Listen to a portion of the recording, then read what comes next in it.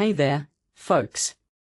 Today, we are diving into a rather intriguing and controversial topic: the alleged meddling of the US government in British politics.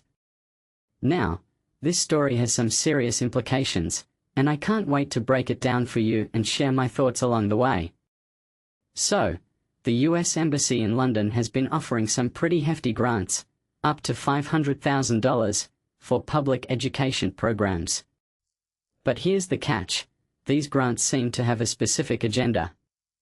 The language used in the funding notice is straight out of the Trump administration's playbook, emphasizing freedom of speech and limited government, which has raised some serious eyebrows.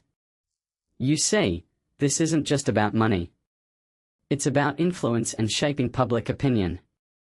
The grants are designed to foster a national conversation about shared values, but many are questioning whether this is a subtle attempt to push a particular political narrative.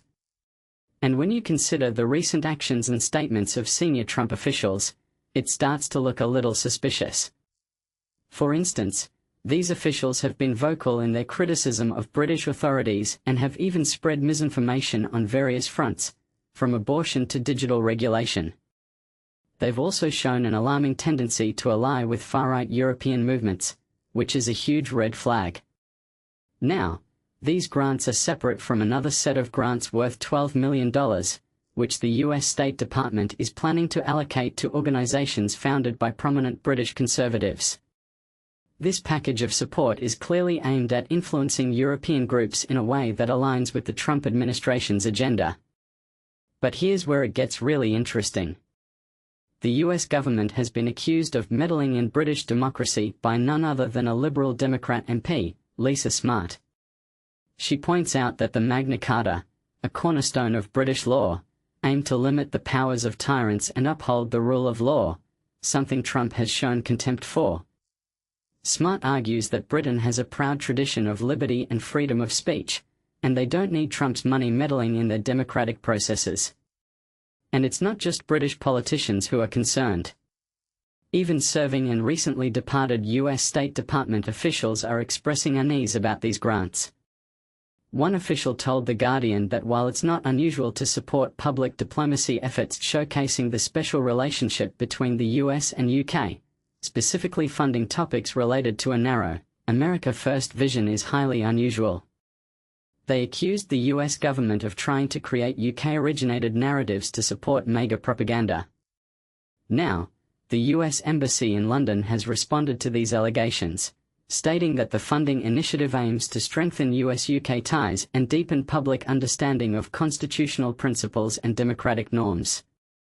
They also claim to have discontinued Biden-era public diplomacy spending on divisive ideological projects like climate justice, LGBTQ activism, and race-based hiring initiatives.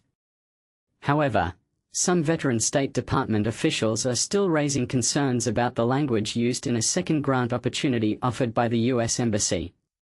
The goals include strengthening US prosperity and UK economic resilience, and even securing UK support for US policies, such as ensuring Israel's right to defend itself.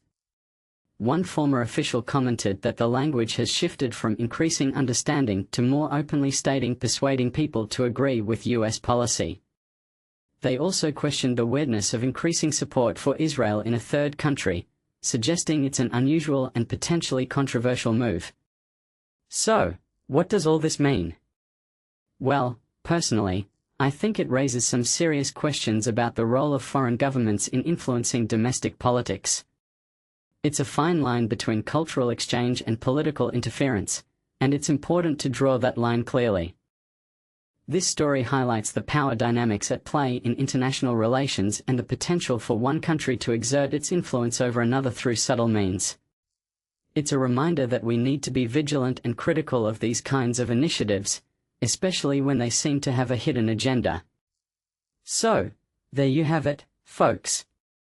A deep dive into the alleged meddling of the US government in British politics.